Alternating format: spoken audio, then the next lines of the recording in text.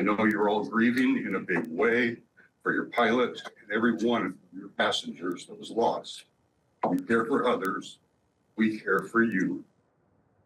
Tonight, across Alaska, a Bering Air pilot and 9 passengers are being remembered hours after the Coast Guard said they found the missing plane.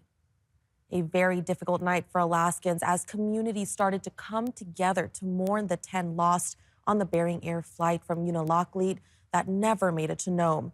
We are now starting to learn who some of those lost in the crash were. Just before 6:30 tonight, Alaska Native Tribal Health Consortium leaders said 2 of their employees, Rowan Baumgarter and Cameron Hartsvingson, were passengers on the plane. ANHC says the 2 Division of Environmental Health and Engineering employees were traveling to Unalakleet to service a heating system critical to the village's water plant.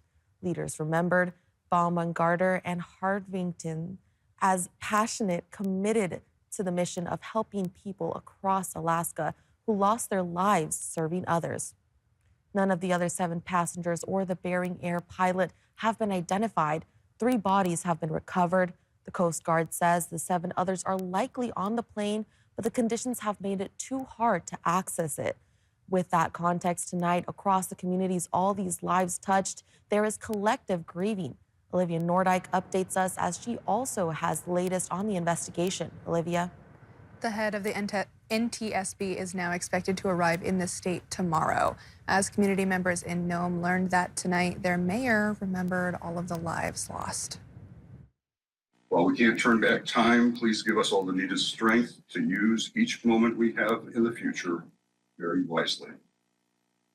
Hug your people tonight, tightly and often. Nome Mayor John Handelin sending a message of love to his community. Just hours after learning the Coast Guard found this plane 34 miles south of Nome, he remembered the pilot and 9 passengers. Sadly, there does not appear to be any survivors. At around 3:18 p.m. yesterday afternoon, this aircraft experienced some kind of event which caused them to experience a rapid loss in elevation and a rapid loss in speed. What that event is, I can't speculate to. Coast Guard members speaking during a news conference Friday afternoon about the question an NTSB investigation will now try to answer. What caused the rapid descent about 40 minutes into the flight from Unalakleet to Nome? And did that include rough weather conditions seen in multiple videos? But unfortunately now, since the wreckage has been found and 10 fatalities, it's time for us to roll our sleeves and go to work. Senator Lisa Murkowski saying Friday that will include the NTSB administration coming to Alaska.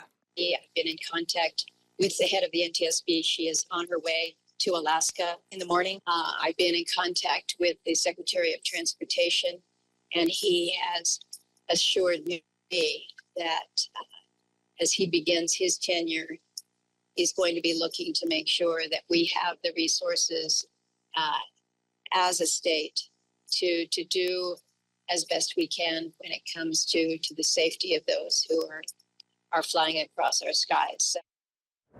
We are expecting to speak with the head of the NTSB, Jennifer Homendy, when she arrives in Alaska. We'll keep you updated on the status of the investigation. And for those who need support in Nome, a spokesperson for Norton Sound Health Corporation said that's available from 10 in the morning to 10 at night on the hospital's 3rd floor through the weekend. Adelmi.